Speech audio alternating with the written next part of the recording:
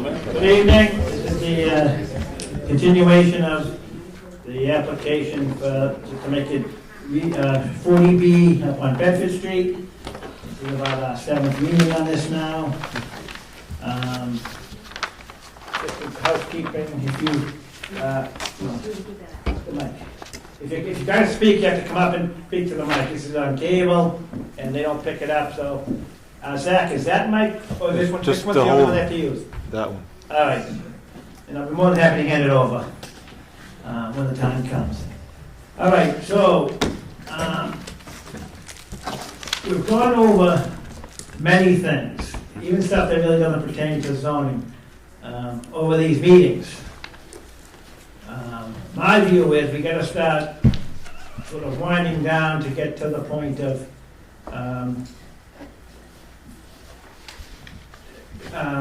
basically allowing to the extent that we can. You have to understand, and I don't think there's any new people here, but this is a Chapter 40B comprehensive permit application. We have in this town 3.9% affordable housing. It's not low-income housing, it's affordable housing. It's based on an income scale for individuals and families, what they can market their units for that are affordable, both the townhouses that they're proposing and what the rent would be. I believe we've heard figures, and it's something you can check from the state, and we have a technical advisor here for the town, and I believe it's like the income is like $69,000, I heard. Is that right, Lynn, do you know? Lynn? I'm clicking. Yeah. That's what it is you have to make to qualify for affordable housing. Hang on, I'm trying to. Yep. I just want to bring up the. So, the town has entered into what they call a friendly 40B. I'm just recapping some stuff. Friendly 40B means that the powers that be have entered into an agreement that if the plan is reasonable, it's going to be allowed. And what's being proposed, obviously, everyone knows, is a 240 unit, total unit, with 25% of those being affordable. So it would be 25% of the apartments being affordable and 25% of the townhomes being affordable. The townhomes, which for lack of a better description, they're going to be owner occupied. Those are the buildings that are going to be off Winter Street. The apartments, I think the number's going to vary, it's going to be off Route 18 between Mockingbird and Peaceful Meadows, or Haunted Farm, whatever it's called now, on the East Bridgewater side of that. Over the month, if you made all of them, we've discussed various sort of things that we would like to see. People have suggested various things they'd like to see. We have different town departments here tonight. We have got input from them over the course of these meetings. They have shown up and spoke at one of the meetings. They've also submitted documentation. So to sort of put down, now we've narrowed down the thing, what the applicant's seeking from this board is certain waivers from the zoning bylaws. And that's why they come to us. I have sat here, as I mentioned before, this is my 30th year on the board. And everyone, the two people beside me have at least 15 years, and I'm not sure how many years those guys have. But we're volunteers. We meet once a month. We publicize our meetings under the law at Town Hall. So they have a list of waivers they've asked us for. We've actually gone beyond that, and people, I think, have brought up good points, people in the audience over the meetings. Some we can deal with, some we have no control over. We do look for some concessions from the proponent or the applicant.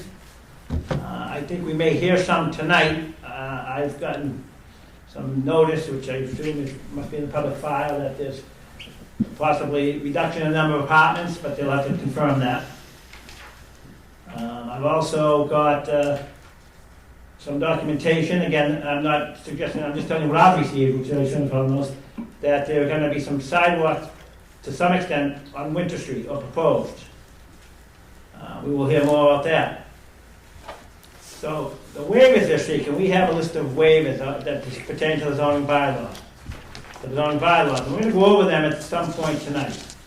I'd like to, and I think the board would like to hear the applicant or his representative, Mr. Freeman, about any potential changes to the plans. Because if you remember the last meeting we had, parking was a big issue. I don't think they gave us proper comparisons, and I raised that issue. Twice now they've done that, so hopefully they've done it, if they have any, but we're gonna give them an opportunity to, now to give us that change. We have our engineer here, which the town has, and they have done what they call a peer review. So any plans or any proposals, our own engineers have reviewed them, and they'll speak to that when the time comes. They'll also address the waivers, possibly not tonight, because I know when they'll have the time. But from just so the applicant knows, I do not believe this will be the last open meeting tonight. I know you have an extension. So we're required by law to make decisions by a certain time. They've agreed. They extended it at least till tomorrow, through tonight. And I think we're going to have to do another extension, my own opinion. That'll be up to them if they decide to do that. I was here when Wayside Farm was here being proposed. That took almost a year to propose. This one's a little bit bigger than Wayside Farm to accept. So what we'll do is, I'd like to start it by either Mr. Freeman or the applicant to talk about the changes that I've seen, if they exist. Because that will shed some light, maybe help alleviate some of the parking concerns. So I think, I'm gonna talk, Zach, so this mic needs to be used. All right, so Pete, if you don't mind. And just identify yourself. Yep.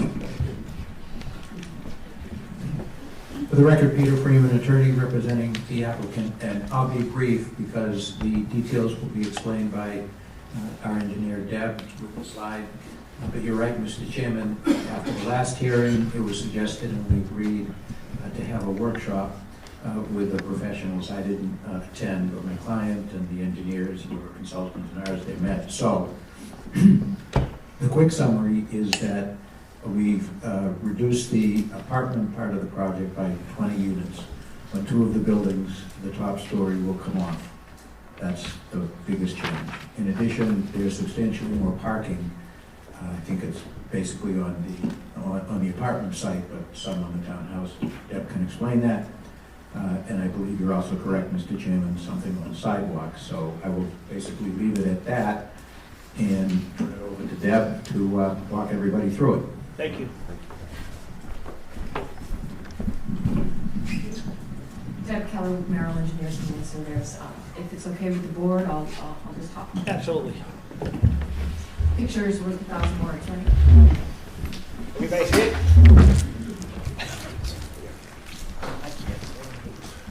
So I'll start with phase 1, which is the townhomes.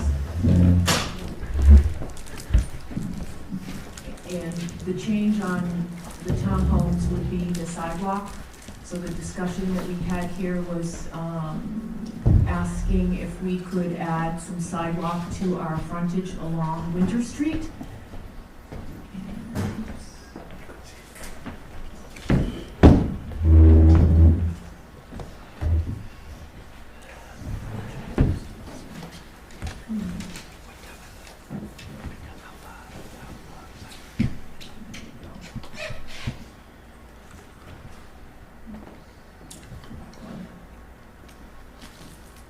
Here's the entrance, too far,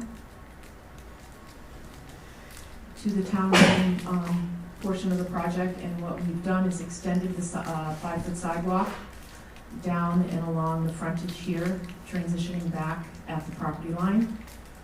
So that would be the change in the sidewalk improvements for phase 1 that were added to the project.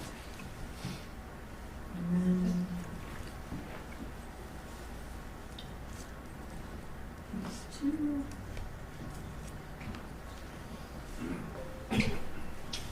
Phase 2 is over on North Bedford Street. It was one of the single buildings. Here as stated, the building is reduced from 40 units down to 30 units.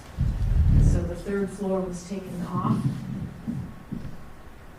See that right? Oh, I was gonna. That's right. And we've added additional parking here so that it's a 2-to-1 ratio. So for every unit, there's 2 spaces, either in the garage or surface parking.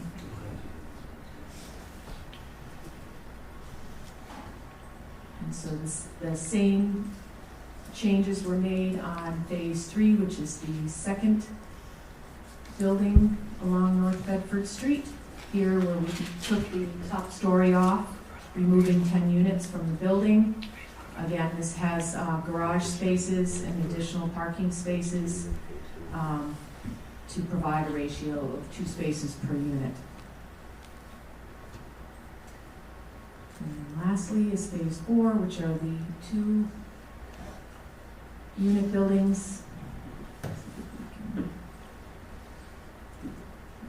Excuse me, 2 40-unit buildings. Here we added garage spaces below each building.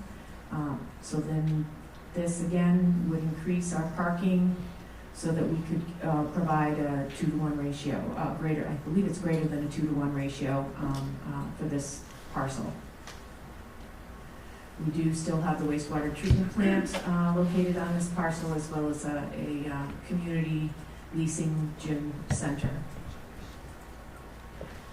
And so those are the changes that we have made since the last meeting. Quick question, is there still no visitor parking? On this parcel here, or these 3?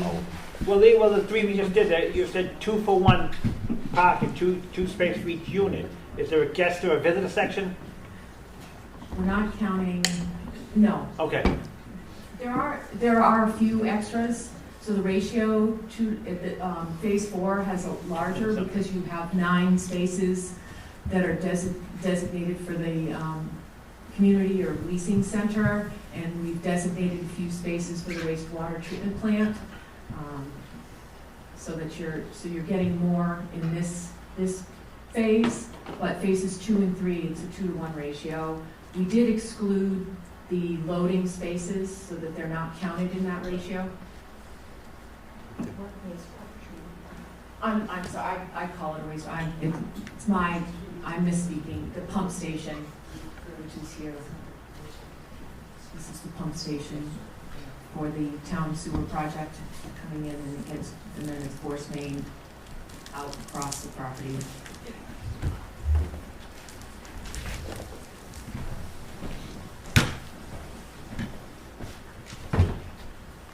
Is there any other changes or that differ? Nope. Just a quick question. On Phase 1, the sidewalks that you added, did that go left and right, and does it go to the property line on both sides? It goes to the property line on both sides. Okay. It's shorter on this left-hand side on this property line. Yeah, okay. Thank you. So the final page, you said you added, the building size didn't change, but you increased parking under the building so that the building height go up? Building height will go up on here. Okay. I tried to keep the garage low, but it's not that off from at grade, so yes, the building heights would go up.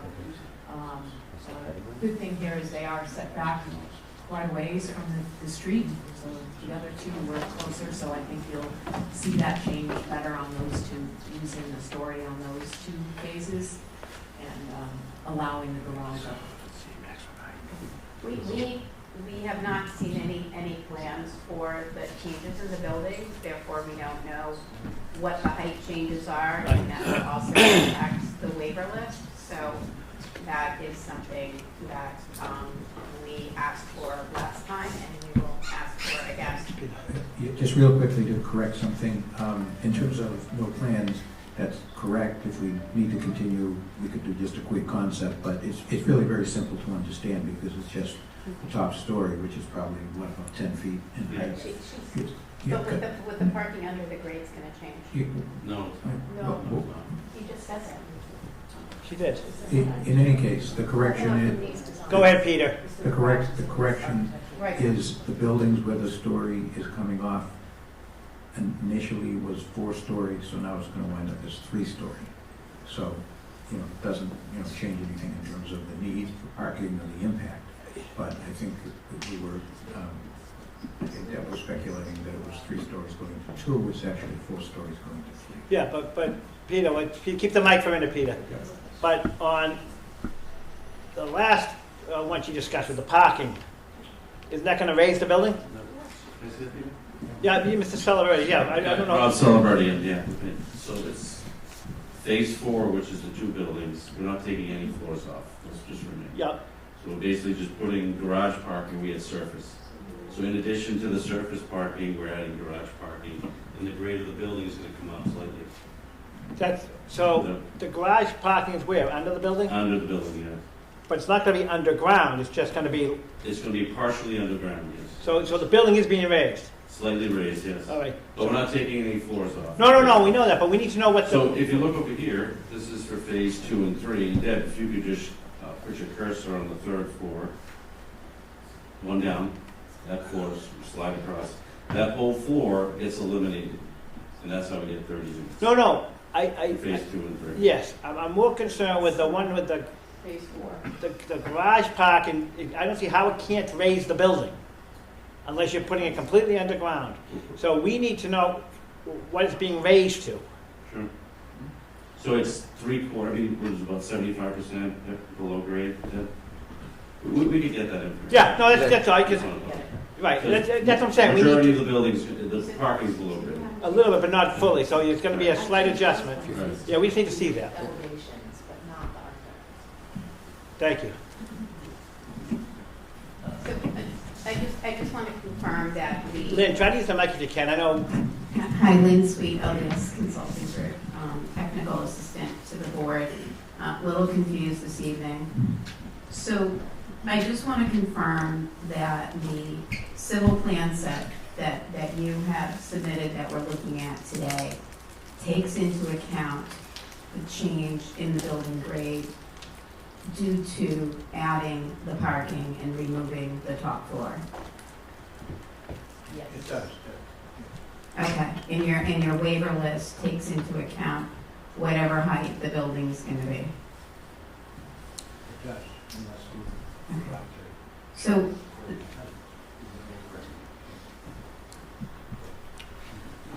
I have asked this question continually, is the waiver list impacted?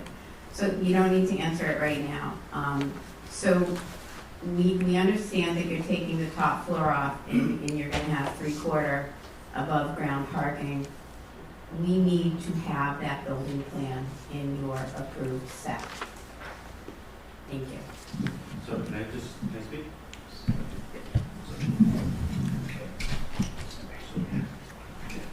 And I understand your point respectfully. Before we release my designers to design something, I'd like the board to tell me whether or not it's an acceptable change. So we don't want to waste 2 weeks or whatever and well, the one thing I design. can't tell you is what the height's gonna be, so I can't give you, I can't give you whether or not, I don't know what you're asking for now, not, because it's different than what you originally asked for.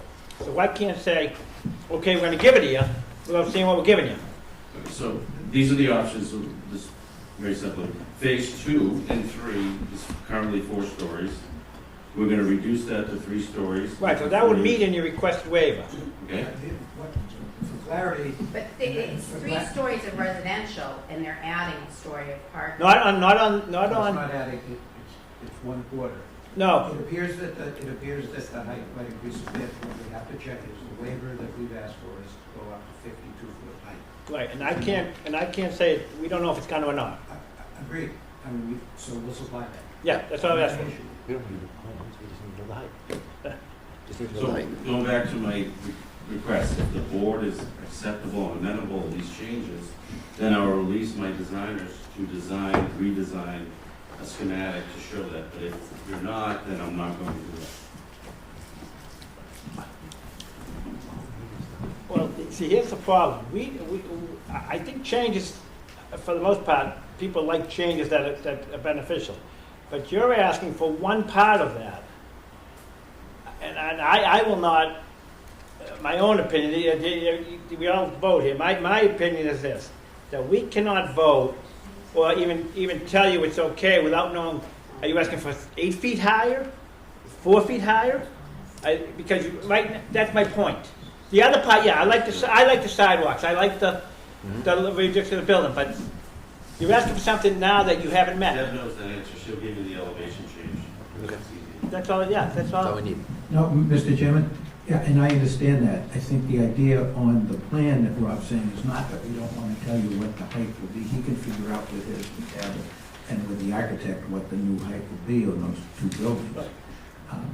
But all he's saying, and I agree, although by the end of tonight, we may be able to work it out and have at least a concept plan. It's never close to a construction plan.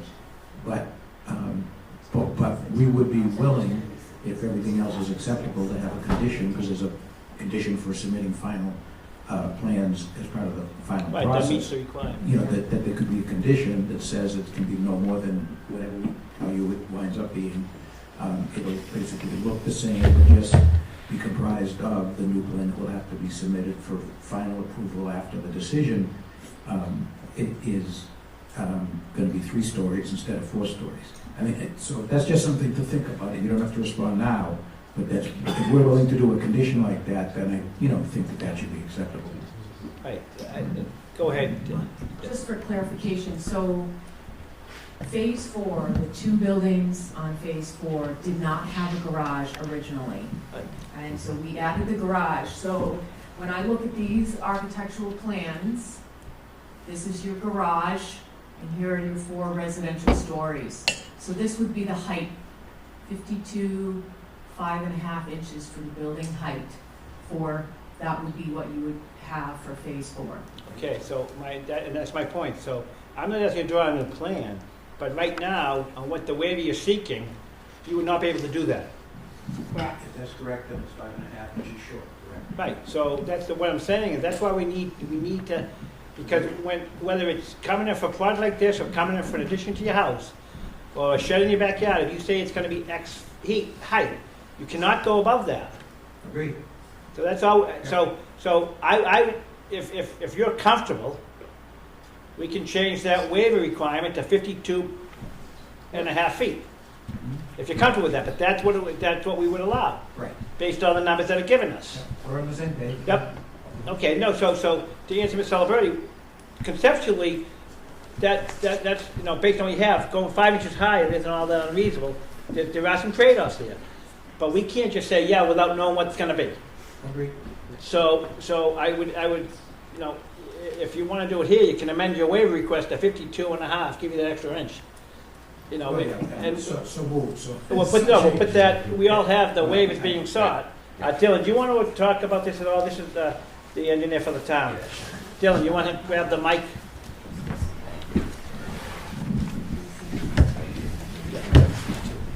So for the record, Dylan O'Donnell with Apex. I'm the town's peer review consultant. So on this topic in particular, and the applicant can correct me if my interpretation of the plans is incorrect, but in looking at the plans that were submitted for the previous hearing for Phase 4, before the garage was added to the base of the buildings, the finished floor elevation of the left building on the plan was 87, and the finished floor elevation for the building on the right side of the plan is 86.4. Now, with the addition of the garage to both of those buildings, the finished floor elevation has not changed at all. It's just everything else is shifted up. So my interpretation of the plans is that both buildings will increase by 10 feet in height based on the addition of the garage. That's more than 5 inches.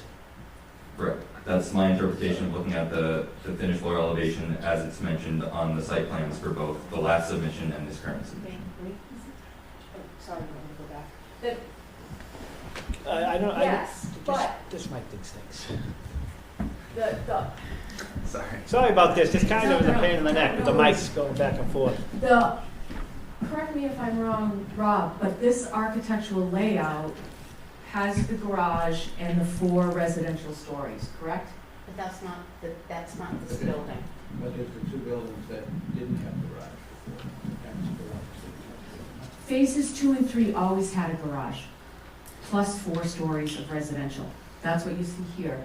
Now phases 2 and 3 are taking the 3rd floor off, so now you're gonna have a garage and 3 residential. So they'll come down in height. And phase 4, no garage, but you had 4 stories of residential, correct? Now we're adding the garage, so the height on those buildings were 10 feet lower pre this current plan set. Now we've sort of swapped that layout, and the garages are here, so it will be the 52 and a half. This is all very conceptual. I think it's very hard for everyone to understand. We don't have any site sections showing how high the buildings are, how they compare to what the tree line is. We haven't really had any time during this hearing process to talk about the architecture of the apartment buildings, and I think that's probably why the board is struggling a little bit right now to understand this. So I think that if we can get some sections of the different buildings showing how they compare to, as I said, the existing street line or tree line, then they can make a judgment as to whether or not, because we haven't even gotten to, the other buildings. This is just a facade plan. It doesn't say, well, how does that fit into the grading on the site and the surrounding neighborhood? So that would be my thought, that if it's possible to get something like that, maybe we can get the architect here to at least show a perspective, then the board can make an informed decision on this change. I don't think anyone is opposed to it. I just think it's really hard for them to understand. Can you pass that down to me, Jim?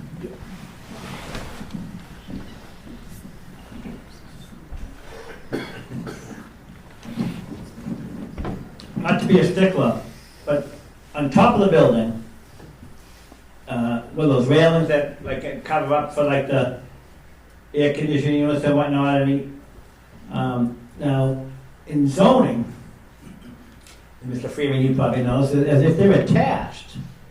And I know the building inspector can maybe clear this up for me, but that is incorporated to a height of a building, isn't it? If it's, Patrick, you know what I'm talking about, Patrick? We've had these before, come before. So see the railings Right, up above? yep. Don't we include that depending on what it? We don't include the rooftop units, and that's just the guard around them. Okay. But if that's a penthouse. No, it's just a guard, is that correct? That is correct. Yeah, just want to make sure, okay.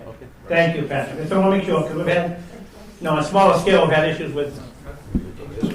Thank you, that's good.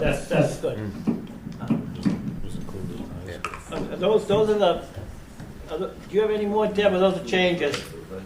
Those are the changes, yes. All right. Dylan, have you had, this is the first time and you haven't had the changes much to go over, right?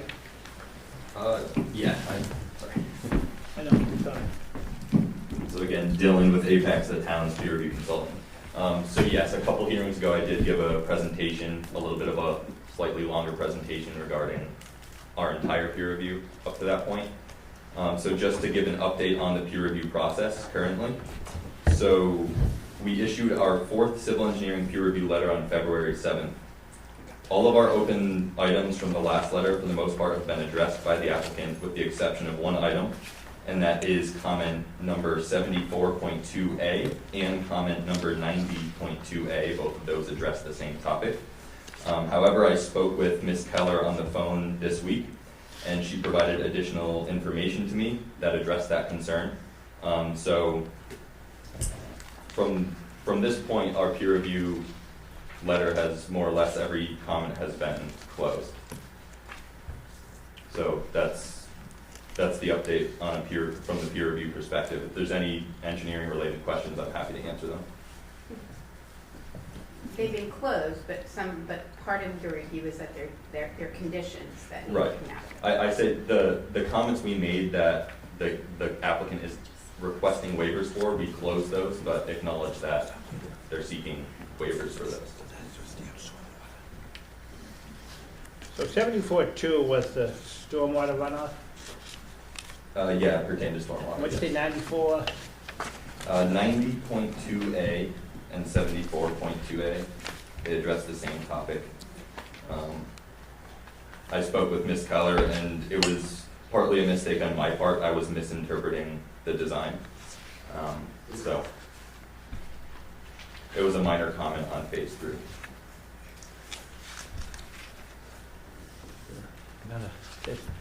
So just so you know, he's talking about, you could, I think it's probably on file at town hall, but this is one of the projects we get to do, a reading, you know, since the last meeting. And so this is why it gets time consuming. All right, thank you. Anything else that? Again, have to answer any questions, but that's the update from the civil peer review perspective. Thank you.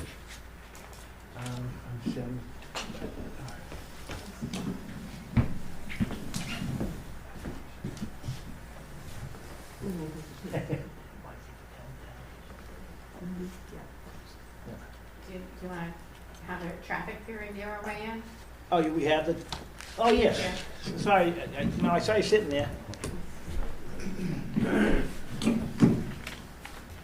Good evening. For the record, I'm Steve Shikari, representing Apex, town's peer reviewer. I reviewed the traffic side of this project. Since the last public hearing, we were able to close a couple more comments. There aren't too many comments open at this point. Some minor items related to the site plans. We found a discrepancy in one of the parking spots being signed as delivery loading, but also counted towards the residential parking, minor discrepancy, and also a fence detail that we had requested to be added on a retaining wall next to the sidewalk. The bigger item that is left open is the topic of parking. We know that the applicant outlined all the changes since last time with the increase in parking and the decrease in the number of units on some of the lots. They have reduced the gap between what's provided and what the bylaws would require. Even with these changes, it still doesn't meet the bylaws, and also there's recommended values that the planning board outlined in their letter, which recommended slightly lower numbers than the bylaws would require. With these changes, still the sites, phases 2, 3, and 4, lots A, B, and C, they still don't meet those requirements either. Although I need to mention that lot C is just short by a couple parking spots, but there's more gap on the other two lots A and B, from what's the planning board recommended. I'm happy to answer any questions.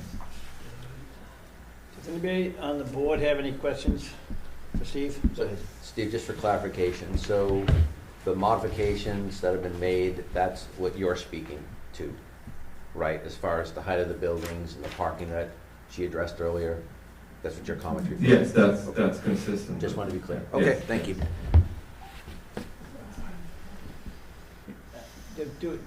Do anyone in the audience have a question for the traffic engineer? You say yes? Bad. Traffic on 18, I drove it to go to the doctor's. Okay. Bumper bumper. Yeah, okay. I mean, again, I don't know if you heard me, you need to use the mic when you speak, because you get to be on TV. Identify yourself. and identify yourself, but that's fine. I travel Route 18 every day, twice a day.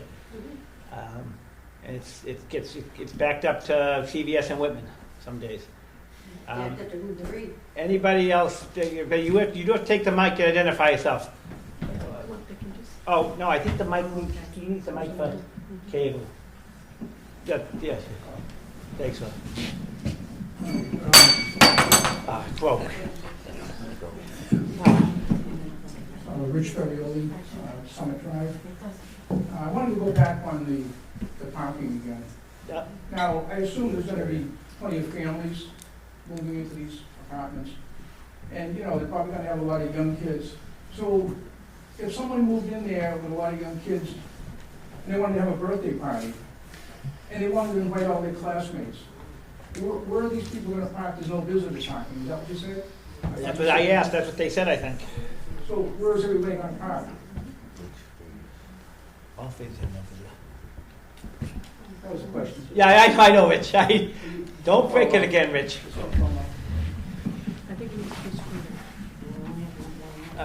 I don't know if that's, I mean, we raised this issue. Question for the Your engineer have?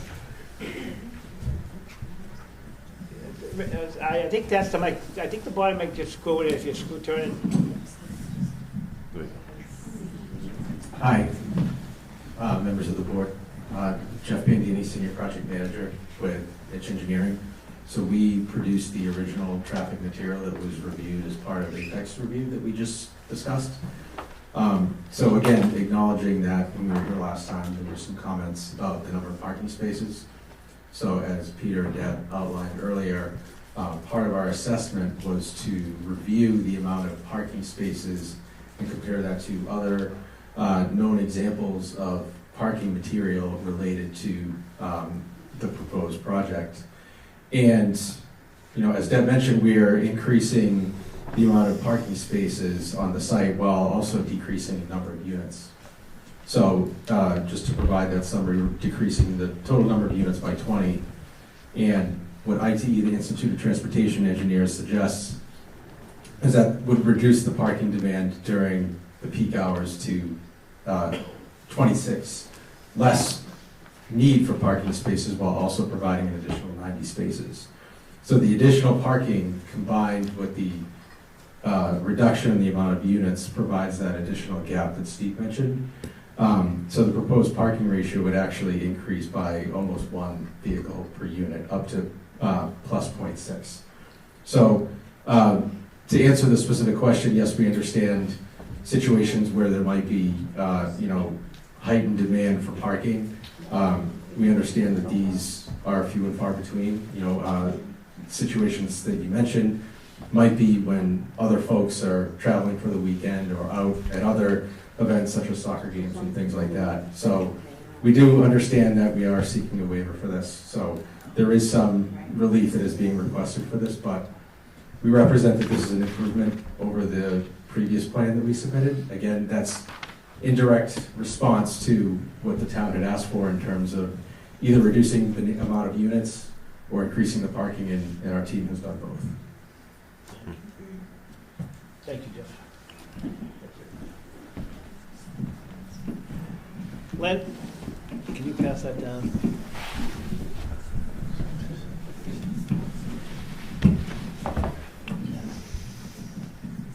Sorry, I'm gonna relate the buildings to the parking.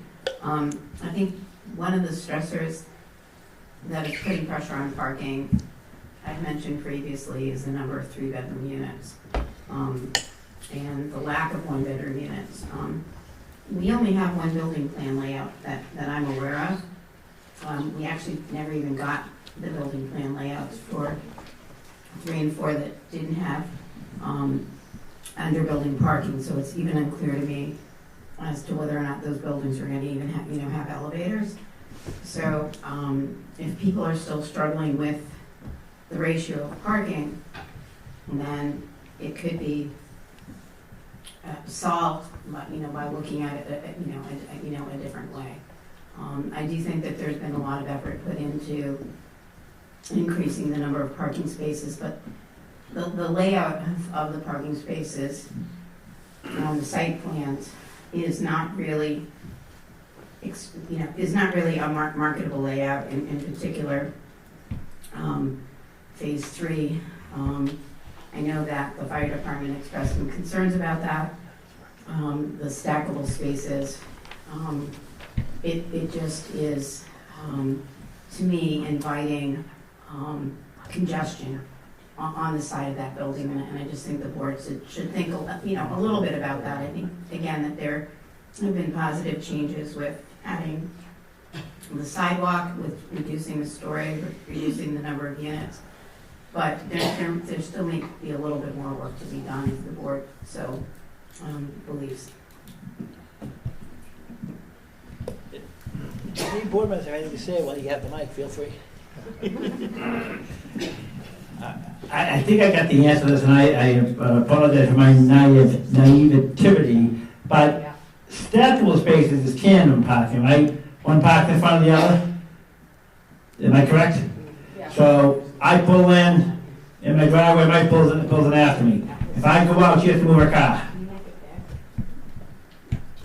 So that's what we're proposing. Am I correct?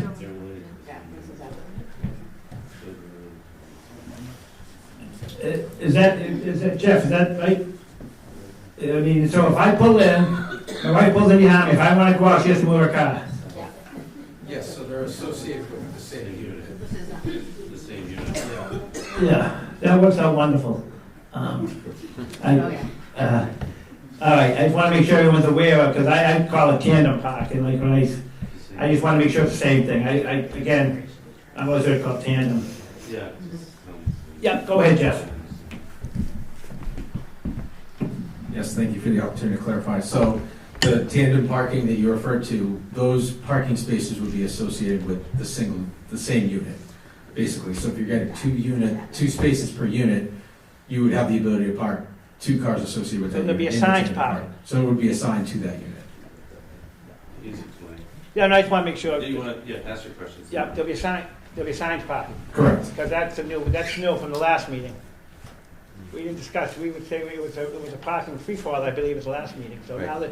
now we just gonna have assigned parking spaces. For that associated unit, yes. Yes. Yeah, okay. Yep.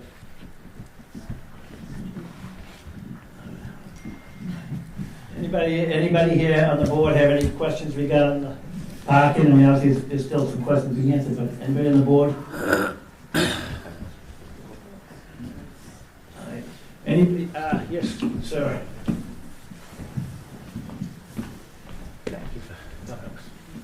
Kevin Fontana, 25 Northridge Drive. Just on the parking, what is the actual gap between what they're proposing now and what the bylaws require? Steve, do you know that, the difference? I'll have to look at the numbers. So the bylaws require 2 parking spaces per each 1-bedroom unit and 3 parking spaces for each unit with 2 or more bedrooms. I guess, do you have the number? Okay. So this is phase 3 right now, but it shows exactly what you were talking about, which is the 1 bedroom, 2 spaces, 2+ bedrooms, 3 spaces.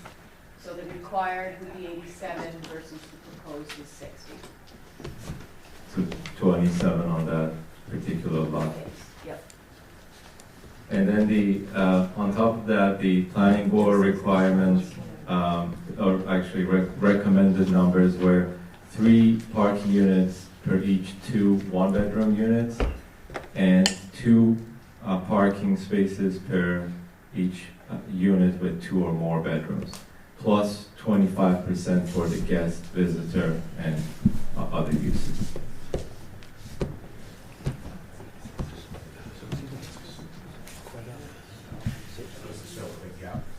So on lot C, which is shown on the screen, I believe there is only, in my back of an envelope calculation, there was only a couple vehicles short, a couple parking spots short, but on the other 2, I believe 12 or 13 vehicles short.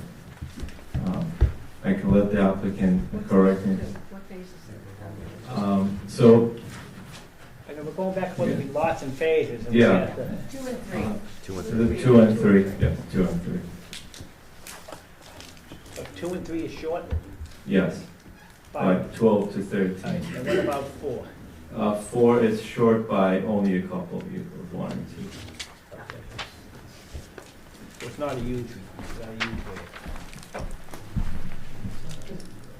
I don't think the number of parking spaces in phase 1, the home ownership is in question, because that's 3.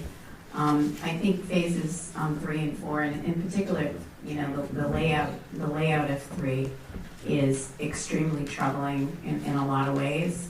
4 is slightly better. I'm sorry, 2 and, which one is this one? This is 4.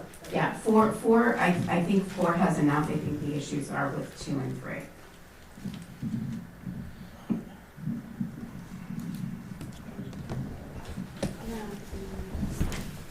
Can we go back to 2 and 3 and just go over those numbers again for those 2 sections, for those 2? Steve? Yes, Steve. Steve, can you go for phase 2 and 3? I don't know how you refer. Well, you said lot 2 and 3, I just want to be phased. Just go to the Yes. numbers again, just on those 2 of those. Okay, so for phase 2 and 3, based on what the planning board recommended, there's 12 to 13 vehicles, 12 to 13 parking spaces short of what they recommended. And in relation to the bylaws, can't read the numbers, that is 87 versus 60, so 27 parking spaces short in relation to the bylaws. For those 2. For phases 2 and 3. Okay, yes. thank you. Yep. Which is a third of the spots. Thank you, Steve. Thanks, Steve. Just to, you know, not to be all over the place, but when we're talking parking and vehicles, I want to commend Mr. Salaberti, commend him for working with Deputy Chief Windsor. Over the past 2 weeks, they've reached a workable solution on the fire department's access. We have that in letters between Deputy Chief Windsor and Mr. Salaberti. Mr. Salaberti, you were very, Deputy Chief was appreciative of how you worked with him to get that straightened away. Thank you for that. That's all in the file. It's 5 letters that are in the file. I don't know if you want to work through what they are. And we do have just, you know, we have Mr. Haynes here, but he also submitted a letter of request saying that there's still, like this has to apply to, you know, all the storm water management requirements have to be met through them. That I don't want to say anything, John, but the Winter Street really isn't, there's no town roads involved in Winter Street, so that was something that, you know, there's no snow removal or anything, the town's not doing any of that on the inside of these projects, so he did that at our request just to let us know what was going on, and the utility infrastructure will not be responsible to the town, it's all inside the property lines. I don't know where we want to go from here. Lynn, do you want to, is there another topic we should discuss before we maybe start looking at the waivers? I mean, I think you should continue to take public comment Yeah. and see if there's any more public comment before we go into the Sure. waiver list. About the project itself, I mean, I know we talked about parking today, 'cause that was a big one last couple of meetings. Does anyone have any comments or questions regarding the project as what, again, I don't know if you all have to go to the town hall and see what's being proposed. So I don't know if anyone has any questions or comments, but you do have to use the mic. And I'll even get up and walk around to people. This young lady's first, she beat you to it. Sharon Woodward, Winter Street. So obviously my question's about the Winter Street project. I still have a concern about the traffic. I'm not sure what time of day that study was done, but you're welcome to come my driveway at any hour. Traffic is insane. But my question is, when you look at Winter Street, it's broken into 4 parts. Different housing associations, and I guess my concern is that's a way to bypass some waivers by cutting it into 4 pieces, because, I mean, it's a very, you're putting a lot into that small area. So that's kind of my question, is how you, Is Winter Street up there? phase 1, I believe. Yeah, I just wanted, because I don't know, I'm not sure I know what you're cut Yeah. more parts. Let's see what they, I think that So I might be looking at one from the conservation map that was on the other This is phase meeting. one. If I can, I'll yell. You have four lots. I think you might get the email out from the cable guy. I'll So- just walk them back and forth. Winter, the phase one, it is cut into 4 lots. There's lot 1A, which is this lot. Lot 1B here. Lot 2, I believe, is this large lot. And then lot 3. I could be wrong on designations for 2 and 3, but those are the lots that are designated in the lotting plan. And so the Winter Street Homeowner Association would be associated with lots 1A and 1B. And subsequently, you'd have a homeowners association for, separate for each of the other 2 lots, which consist of, I believe, Winter Street HOA has 10 units. Joseph William has 7. 10 and 10 are in Ava Cape. 10 Buildings. That doesn't matter. There are 3-unit buildings and one Okay. double. So- Yes, okay, then that's just confusing. So it's done that way, Deb, Yes. if you can correct me, it's done that way, because I'm not sure why you need 4, but because you have to get the septic systems for each Correct. unit, right? Each Full lot. association. Because it's really three. So each association will be responsible for like their own septic system. That is correct. So it's one project, but they broke it down to 4 different, and, 2 of them gonna share the same, and the other 2 is, it's just the way that breaking it down to a homeowner association. Okay, So thank you. it's still one project. Oh, thank you. So I guess my concern is still, My concern is still the traffic, and I just am concerned what the solution is for that, just because, like I said, you can come anytime and the traffic is way more than 8 cars a minute by far, so that's definitely concern. Sir? Hi, Jerry Alenian, Northbridge Drive. Regarding the sidewalks that are running along Winter Street, they're only gonna be as wide as the property, as long as the property. Is that just for school buses to pick up kids? I mean, do you guys expect any kids walking along Winter Street? Because they have nowhere to go once they get past that little sidewalk. And also, to the board, can you put a stipulation in this that they can't park on Captain's Way if there's an overflow of traffic? Because that'll just mess up that road. Public way, so I don't know. That's where all I this know. overflow traffic's gonna be, on Captain's Way, because it's the closest area to park. I don't know. We'll consider everything. While I'm up, anybody else want the mic? Feel free. All right. I think we've covered some of the public discussion on that.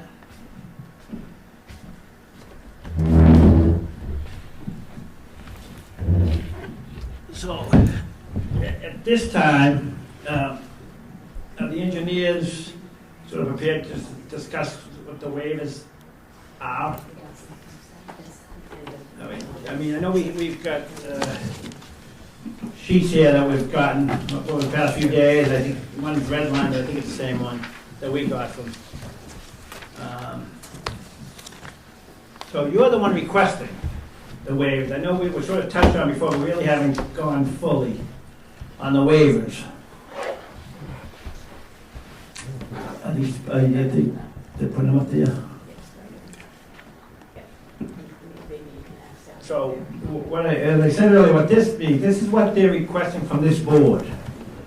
They're requesting waivers as much as we can give them. So, I don't know if Jeff, is Jeff doing the waivers? let Peter do that. Yeah, Peter, you wanna? sir. Thank you. Thank you. So I'll walk you through them, some of the technical things. Either you can ask Deb as they arise, or if I'm able to answer naturally, I would. And I apologize for sitting down, but with no podium, I can't hold and talk and Yeah, that's fine. walk, et cetera, at the same time. So the first one we've actually withdrawn. We had kept it, last time there had been a request for a red line to show the changes, so to submit the clean one, I thought just for clarity, it would still show that we have withdrawn the request related to all buildings fronting on a private way, that the way must be at least 40 feet, so 40 feet wide. So we do comply with that. These are all, by the way, right now, the zoning. So you've skipped over sort of the general preamble? Well, the general is still part of our request. We're asking for all So- waivers. So section 2B1, you're suggesting is no longer necessary? Right. All right, so let me just go ahead. Yeah, it says right here, withdrawn. And these are the zoning bylaw sections. And then section 5A1, allowed uses in the R1. We ask a waiver naturally because we're having multifamily. And section 5K, 3A, uses in the industrial, because we're in both zones. Same thing, need a waiver so we can have the multifamily use. Section 5M as in Mary, floodplain and wetlands protection district. I think it may be easier, Deb, if you want to explain that. It's a little technical. I read what it says. Any structure, including mobile homes, designed for human occupancy is not allowed unless the lowest floor, including basement, is located at or above the 100-year base flood elevation, including sanitary sewer systems, fill deposited, lowest floor shall extend to at least 15 feet beyond the limits of the structure. So Deb, if you want to explain why we need that, that would be great. Explain how we differ from what it is, because maybe we can make it more specific than waiving the whole thing. So requesting this waiver would be for when they install specifically the building structures and the townhomes with basements. So making sure, during the construction, we do a test pit to verify groundwater specifically at the location of that one structure. We have not gone out and done all of those test pits because you typically do them as you're constructing the structure. So we're asking for that waiver to make sure that when we go out there, if by chance we are below the 100-year flood storm elevation with the basement, that is allowed. So it's only for phase 1 for the ownership with a waiver? Well, I think we're asking for it for all of them, knowing that we have the garage, which is going to be sub-level, and want to just ensure that we have that flexibility in the construction of the building. So is it only during the construction phase to do the test pits and then it goes away once the buildings are up? It's for the buildings. The buildings themselves. So how far below, All for you. how far below do you think? How, I guess this is basically saying it has a 15 feet beyond the limits of the structure. So how much of this are you how far below the 100-year flood are you going? I'm just trying to find out the extent of what you're asking for. For example, the FEMA flood elevation in the area of the project is elevation 78. Just because I have the numbers in the top of my head, because we spoke about them, phase 4, you're up at 97. So I would suspect that we're not going to be hitting that on that phase. I would think that it would be, since we're closer to grade elevation on phase 1, that would be the one where we would want to make sure that we're not impacting flood elevation. You would extend the flood 78 up into that development and look at the grade building design and like first floor slab and go down 8.5, 9 feet, and that would be where you would anticipate the basement.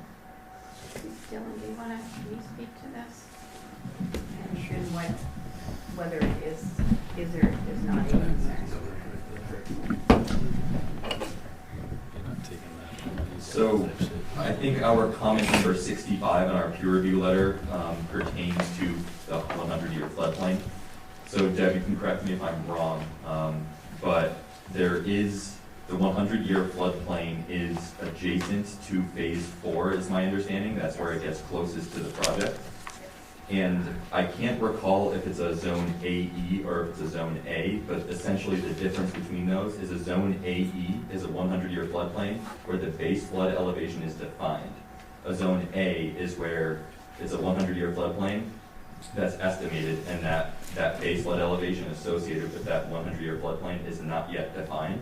And to define it, you have to go through a whole slew of studies, essentially. So our comment number 65, we noted that the applicant was requesting a waiver from what we've been talking about. But it did not appear that any of the project was within the boundaries of that 100-year floodplain.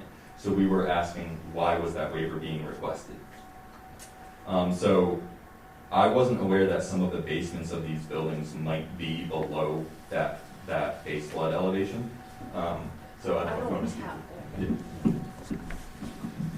Since we don't have we have preliminary architectural plans, we are trying to keep that opportunity. Hopefully, it's not the case, but I want to have that opportunity to review the final architecturals to make sure that, obviously, we don't want wet basements, so that would be something we'd want to avoid, but the opportunity to review those final plans and have that flexibility to work with. Yes, it is a zone AE floodway with Meadow Brook that the floodplain is associated with, and we are only, the floodplain is within phase 4, within the wetland, so we are not building within the floodplain at all, filling, etc. We are staying outside the wetland as well as the floodplain. So basically, you're trying to open up the opportunity to have basements in some of the home ownership units, should they not be in the floodplain? Well, they're not, Maybe I apologize, and maybe I'm misunderstanding this section in the sense of the floodplain. None of the structures are located within a floodplain horizontally. I understand. I'm just looking at the structures from an elevation grade-wise, making sure that we have the flexibility to review the structures for construction. Again, I'm gonna ask the question, and I know I'm not saying the right terms here. But if you do your test pits and you find whatever, there's groundwater, it's a different elevation, there is an opportunity to have wet basements. So you're doing this to make it, the developer is doing this to decide whether or not they want to put basements in the townhouses, correct? Correct. Correct. Okay. So then we need to put in a condition that they need to come back when they figure all of this out. Because obviously it's more money for them if they can put a basement into a building. So they're asking for this waiver for financial reasons. And obviously they're not going to put something into a building that's going to end up causing issues for the building owner. Thank you.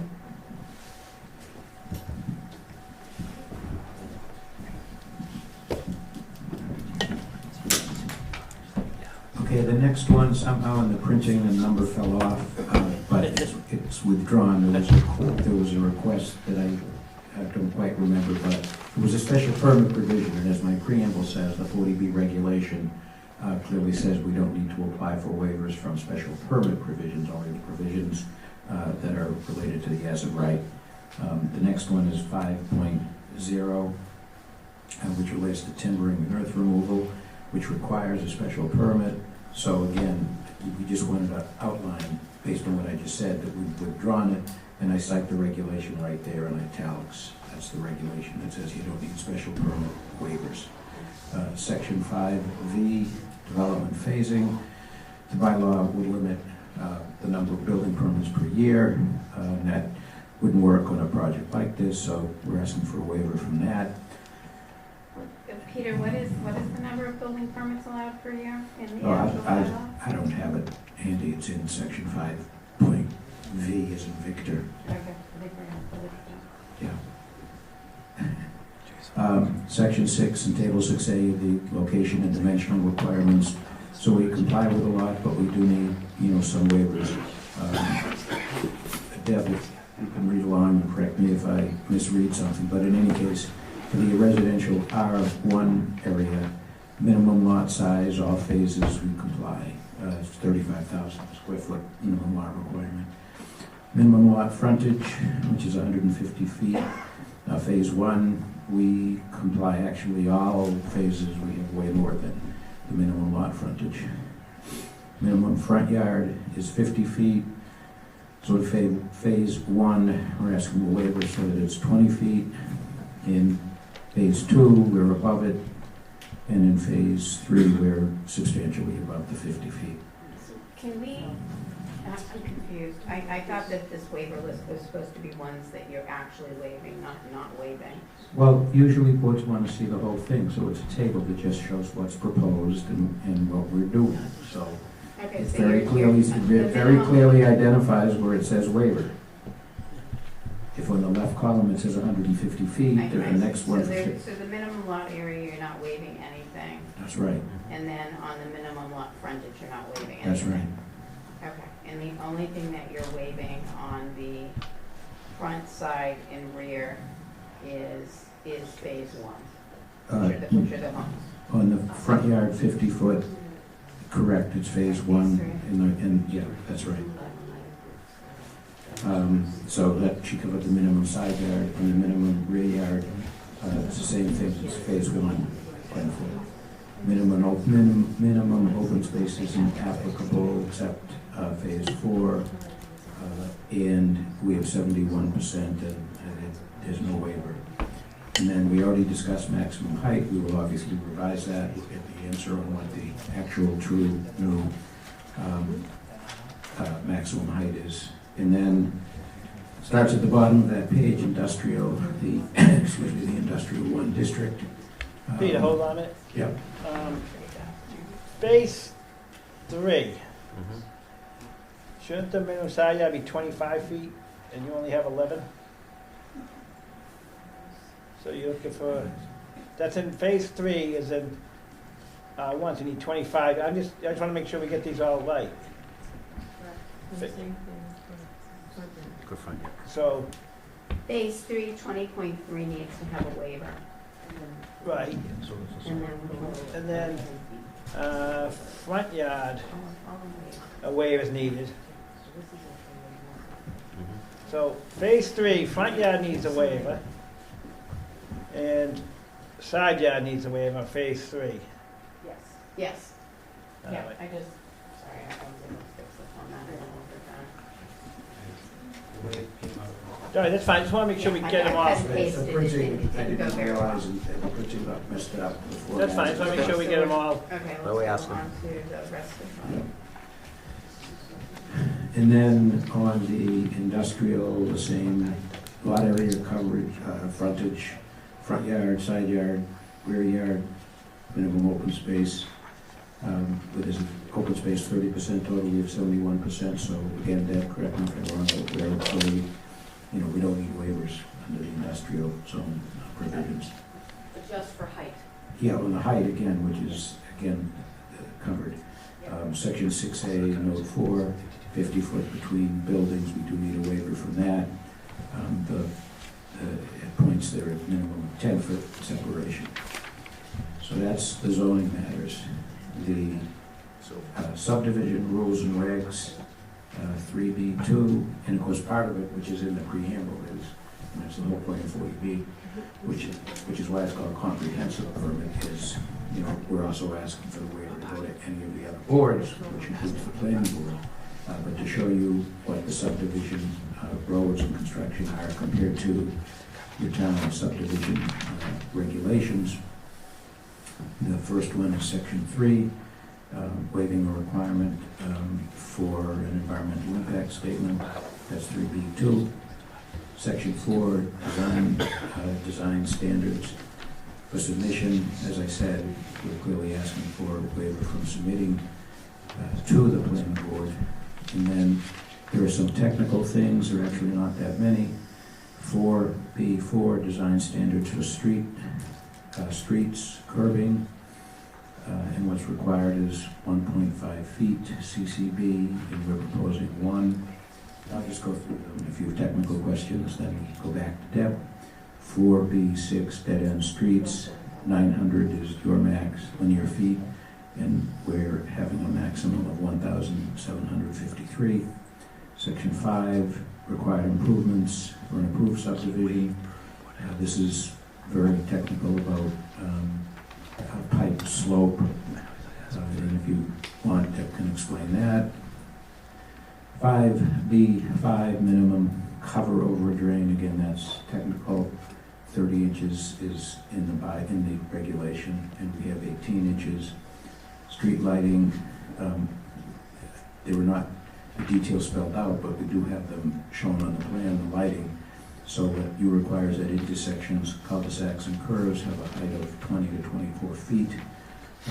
So I don't know if Deb knows offhand, or we can look at the plans if you'd like to show what they show as to that.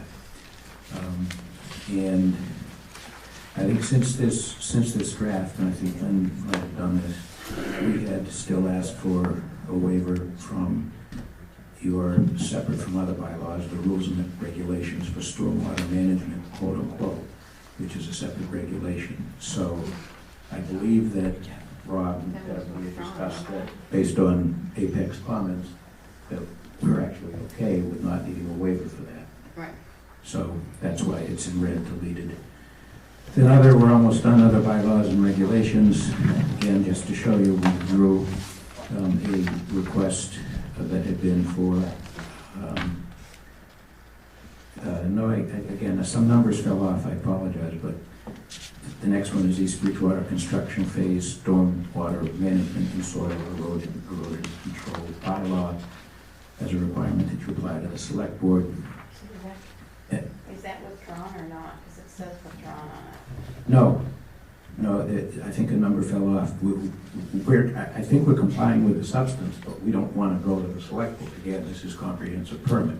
We're supposed to get whatever we need from this board. So, Deb, I don't know if you recall offhand, but what we're saying is we shouldn't be going to the select board or another department. But if it's a procedural, then it doesn't go in there anyway. It's a procedural one, right? Well, if you don't think it's necessary, that's fine, but I always prefer to show so that the board that is looking at things has an understanding of what is happening. So, there are some things are procedural, such as it's procedural to go to the planning board, but I sure as heck am specifically pointing out that we're asking for a waiver from the need to go to the planning board. And then the sanitary sewer district, because of the agreement that we already have, we're just asking that there be no further condition. And I think the draft decision, which we may not get to tonight, but I think it acknowledges that. So we are asking for a waiver for anything related to the North Bedford Sanitary Sewer District, not technical requirements about the piping or anything. That's also part of the agreement with the town. But that's the last one, because we have that agreement with the town that covers the sewer. So that's it.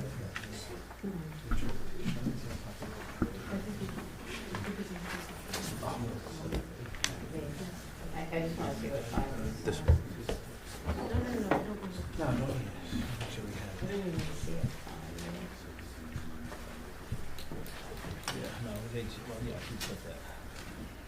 Yeah, I don't think we've referenced 5A if you're talking about the subdivision. It's a waiver requested yearly limit for the number of. Zoning, yeah. 5B development phasing. I'm just trying to find section 5.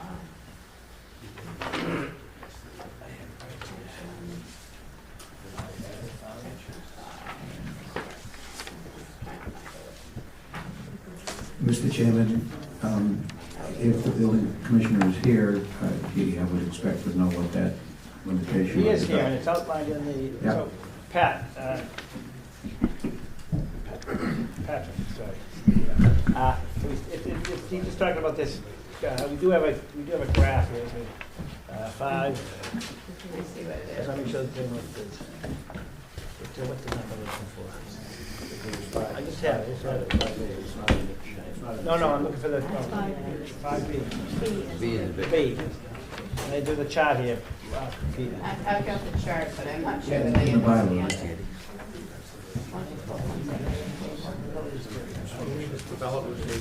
Yeah. Development phasing right here. Here's the chart. Individual Do I lots. explain to? See right there where it says lot? So here's, so the phasing part, it goes towards lots, so and I need to steer that for a minute in case I mess this up. So step one, after approval. So if you look at, I mean, what are the lots? Are we talking one lot when they're building an apartment complex? This phasing schedule was put in place for subdivisions, Right, so this really, individual homes. right. So we don't really have that here other than the townhomes. Right. And they're not even individual, It's one lot. yeah. Well, they want to make it 3 lots, about 4 lots. Well, just in fairness, we are dividing the whole property, there's multiple structures within each lot. Right. But, so, I mean, it may well not be applicable. If you make a determination that it's not applicable, that's fine, but I would like the decision to reflect that. I don't believe it is, Bob. I think the last time that East Bridgewater did, excuse me, multifamily housing, this didn't apply. Okay. It only applied to single-family housing. But these are townhouse ownership units, so they're triplexes versus a multifamily, like singular building. And so they're on how many lots? Well, I mean, basically, there's gonna be 4 lots Okay. in the homeownership. So you look at the minimum number of lots, 4 lots, We have 4 lots. you just kind of figure it. I'm just, So the bottom line is you're asking to be exempt from it anyway. Right. Yeah, so once we, so whether it's, whatever the percentage is, you're asking to be waived. Okay, so we'll have to look at that and, because we want to make sure it's spelled out. So that everyone's content, not happy, but content. Confusing.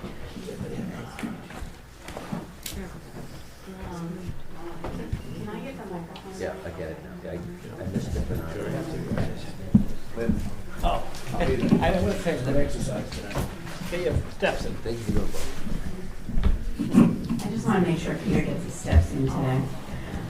I'm a little bit confused on the homeownership units and the plans that we have. I don't think we have drawings of the different building types. I don't even know that we have drawings of a triplex at this point.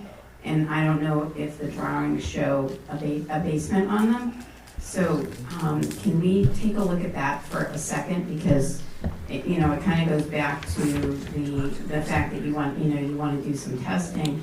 And if we're, making an exception for whatever, that, the height of the buildings or, again, I want to look at it. I want to see how it fits into the tree line in the neighborhood. And I don't think that we've looked at the actual building layouts just yet. So I don't know if you're able to bring them up.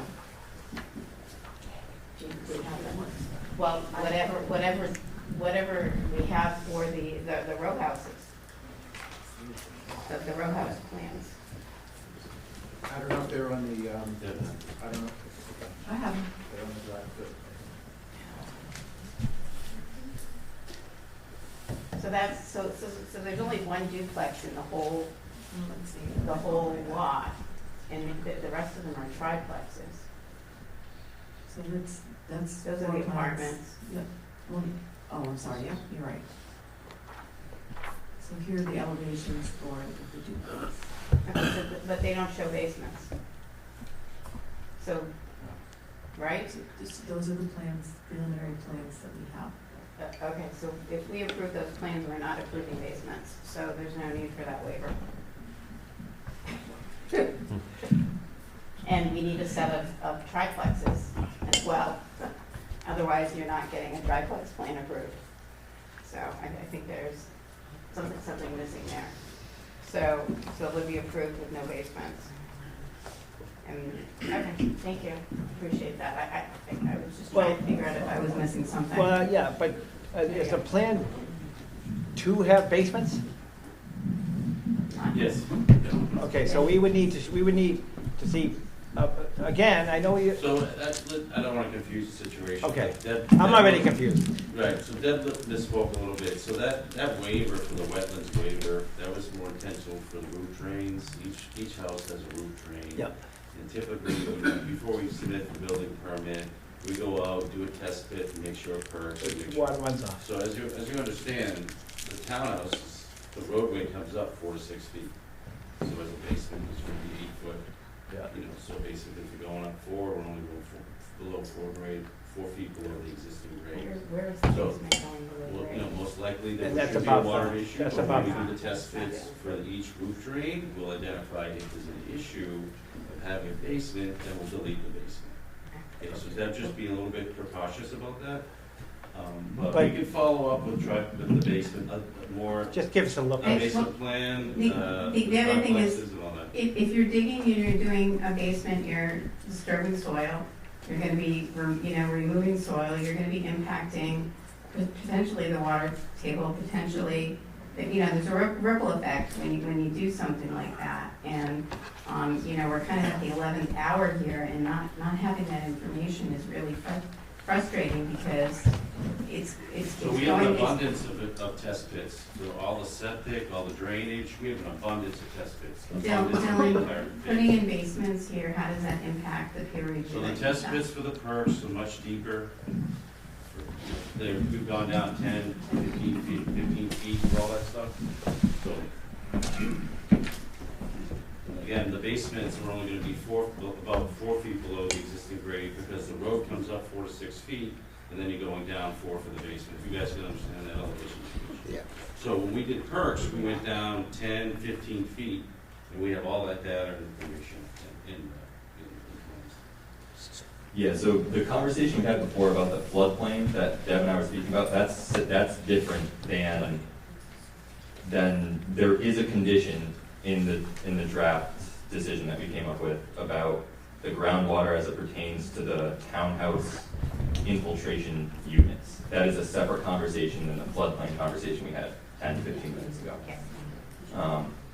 But yeah, I mean, as far as basements are concerned, I think the plan should show basements if they're being proposed, and I would like to, look at the test pits, but everything that, sorry, Mr. last name, Celebrity, like, I agree with that, there's test pits on site, we have an idea of where groundwater elevations are. It would just be, an exercise of going through the plans and looking at the elevation of the basements compared to groundwater. But we don't know, you're saying that the road's being built up and the basement's going down, and again, we don't know what the height of the buildings are gonna be at the end of the day. So we just need to, I'm sure it's fine, we just need to look at it. Agreed. Yeah.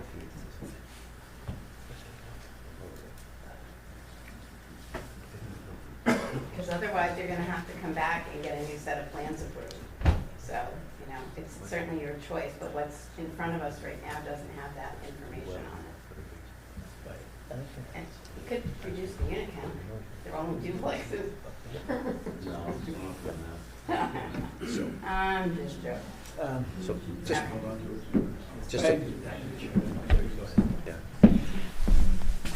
So, just a quick question on what we just talked about there. So when you're looking at 4 foot high and then you do a 4 foot basement area, my understanding is that what you're talking about is if you do these tests and they don't perform, I'll just use the word perform, then you won't put a basement in that unit, but you could still put basements in other units. Yeah. Yeah, perfect, okay, thank you. Just wanted to make sure everybody understood that, so. The likelihood of deleting basements is slim down. There's conditions, there's wetlands all on the South Shore, and I build houses with water issues all the time. Yep. So obviously you have the negative side waterproofing, positive side waterproofing, sump pumps, et cetera, for groundwater issues. But again, Deb just being overly cautious about that. So I'm being overly cautious too, because I'm concerned that the affordable units are not gonna end up with basements, and the market rate units are gonna end up with basements. So it may also be helpful for you to do a preliminary layout of which units on your plan are gonna end up being the affordable ones, because not too far down the road, we're gonna be looking at a regulatory agreement, and we're gonna wanna understand which of those units are gonna be the affordable ones, and make sure that they're not next to each other or across from each other and evenly spread out. So prior to starting this process, we had to get a PEL, project eligibility letter with DHCD, now it's changed. So when we did that, I had to submit exactly which units and which townhouses, which apartments are gonna be assigned affordable with the designation. Can you go back? They want to see that ahead of time, Yeah. that was submitted, approved, that's already in the file. No, it is on the plan, but I asked you to bring, I think you said you can bring a copy to Mr. Ryan tonight, but it is in the plan sets. Destination is in. Yep, yeah. So we can resend That those big to you. plan we got, Those is all it- look like duplexes This and is not an triplexes. older layout. Okay, can we get a current layout, because I'm looking at that right now, and there's no way DHCD would have approved that, 100%. So DHCD approved these plans. These are duplexes, and you came in here with triplexes, so it opens the So door. we to- changed it. We need to see the change. Yeah, so that'll come through our final approval, once we submit the final plans to DHCD, then we'll submit a final affordable And there's no way they location would have plan. let all of those units not have affordables in Well, downtown. So I should, you know, Yeah. let me have the microphone. yeah, we need to hear the conversations. Who has the mic? So I would be quite surprised if that's something that, that got by them at this early stage. And know for sure it's not gonna get through to them in a final stage. And I wanna be very clear in the opinion, in the decision, we basically said for every 3 market rate units, you have to build 1 affordable. So we would be expecting that, if you have triplexes, for every 9 of those, 3 of those triplexes in a row, that you're gonna have your 2 affordable. So I think we need an up-to-date set of plans to approve. Again, otherwise you're gonna be coming back to this board for a change for this and a change for that. Can I see the mic? I just need clarification. So, the state, the agency approved that, preliminary. Yeah. But now, and I'm asking this, I don't know the answer to this, so I don't know if you or Peter maybe do. So, they preliminary approved a plan like that, were they all duplexes? Is that what it is? I can't see, so. That's what the state approved, was the duplexes. So my question is this, and maybe you can answer Peter or Mr. Sullivan. So now you're coming in with a completely different plan. You know? Yeah. So, Then we go through a final approval process where we submit the final plans, because obviously every project goes through Can changes. I have the microphone? wait a second, because I'm just, my concern is that even from this board's perspective, that something was approved at a state level, and now we're seeing, I know what you're saying, but now we're seeing something different. So, that's my, and again, I understand what you're saying, that whatever we approve, you then would submit to the DHDC. Right, so there's definitely a very gray area here, and again, I came into this process later and did not see the Pell application and did not know. This is the first time I've heard that your Pell application approved duplexes. So the fact is that you actually made your buildings bigger by adding units on. So oftentimes, if you are going that direction, you actually do need to go back to the subsidizing agency and get them to weigh in on it. They typically don't want to see anything if you've eliminated units and if you've gone made your buildings smaller. And at that point, Peter, the developer is correct that normally you get a project eligibility letter, you go into the ZBA, the process gets tweaked, sometimes it becomes smaller, does not need to go back to the subsidizing agency. But after a comprehensive permit is approved before at the regulatory agreement phase, at the building permit phase, they need to go back to the state and get what's called the final approval, at which point they will sign off on the final marketing plan and the location of the units. I'm a little bit disturbed right now that the plan has been changed so significantly, and I'm sure Peter will tell me that I'm missing something. Well, what you're missing is simply that it appears that the plans that were submitted didn't line up with the number of units. There's no reason to go back now because clearly the project eligibility letter was for the correct number of units. So there's no need to go back now at this stage. I do agree with essentially the rest of what you said. And that you do have a condition. The ultimate designation of the apartment, the affordable units in both types of units will be up to DHCD. Now it's Executive Office of Housing and Livable Communities, but it's fine to have a condition, which I think is in there, that obviously we have to get final approval from the agency, and they will approve the designation of which units are affordable. And as part of the final approval with you folks, and frankly, I agree that we should do something for the next hearing, assuming that it seems likely it will be continued. But certainly, worst case, they'll have to be submitted for the final approval both by you guys and by the state agency. So. Thanks, yeah. All due respect, I'm gonna check in with the state agency on this just to be 100% sure for everybody. Certainly not looking to slow the process down or stall the process, but to me this seems like what I would consider, a major change. They approved a duplex development and now you're doing triplexes, and the concern is that, those middle units are gonna end up being all the affordable units. They're not gonna have basements and so on and so forth. So looking forward to seeing the plans, and, in between now and the next hearing, we'll just make sure that there isn't a procedural issue here. Hopefully there is not. Unfortunately, I think Riet goes out of the country, but we'll do the best we can.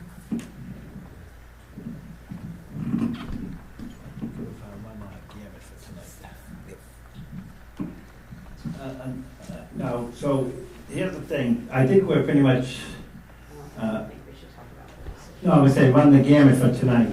So I think that, just so people, I do want to clarify something. There is, you've heard people talk about decisions and whatnot. There is draft decisions. So we're a quasi-judicial board here. So it's like I'm an attorney, so and that's what I do for a living. So when I have something in court and I make a proposed judgment for the court, they like us to do their work if possible. Chris, you know that too. Chris Kenny, town council, we work on a zoning thing, and you make a proposal, then we review it. So when you hear that there's no decision been made, we're not going to make it tonight. I think that we've run the gamut tonight. I think that what we need to do, and do you guys, I know that they've had some work sessions between them all. Do you guys have anything else lined up so we can maybe, when we come in here in March, Peter, that we can, and hopefully, and I'm not going to say guarantee it, but close the meeting. What that means is there'll be no more input. Then the board will discuss. We have certain times to make a decision by. But I think that there are some questions. I think we pretty much know what they are. And I don't know, we've agreed to continue opening the lines. They don't have to come to us. The engineers and the town engineers can discuss what we need. So I think it would be, we've been at it for an hour and 40 minutes or so. I don't think we're going to get any more out of it that we need tonight because we can't really do anything without seeing some additional information. I will reiterate, I know and I have never met Mr. Celebrity today, but he has been cooperative with the town officials that he's been working with. We got correspondence, and I appreciate that, as I said earlier. Everyone's in a tough position here. So we have our next meeting scheduled for March 12th. Here at this building. We do need a waiver. You need An extension, a waiver, yeah, we need another. Extension of the hearing. Yeah, that's what I call it. I call it waive the requirement. So you can make that, you want to state it for the record, you'll have it on record. And if you want, we can, we're going to go to the third, we'll make it. This time we'll make it March 13th, because our meeting's March 12th. Understood. So if you want to make, agree to that, as your client Yes, on- agrees. On the record, we agree to continue the hearing until March 12th, waiving the 180-day requirement. My letter will give an extension until March 13th. I have to be in Boston for court, speaking of court, all day tomorrow, and my secretary's been sick, so if for some reason, I'm usually pretty quick, but if for some That's reason fine. you don't even get it Friday, That's fine. somebody will remind me, but I'm on record. It's on You record. grant that. Thank you. Thank you very much. Thank you. Thank you, Peter. Appreciate it. All right, so the next meeting in this matter is March 12th, but it's going to start at 7:15. The board is going to take up another matter at 7 o'clock. We have an application for another matter we're going to take up at 7 o'clock that night. So it's going to be 7:15 in this building on March 12th. Thank you all for coming.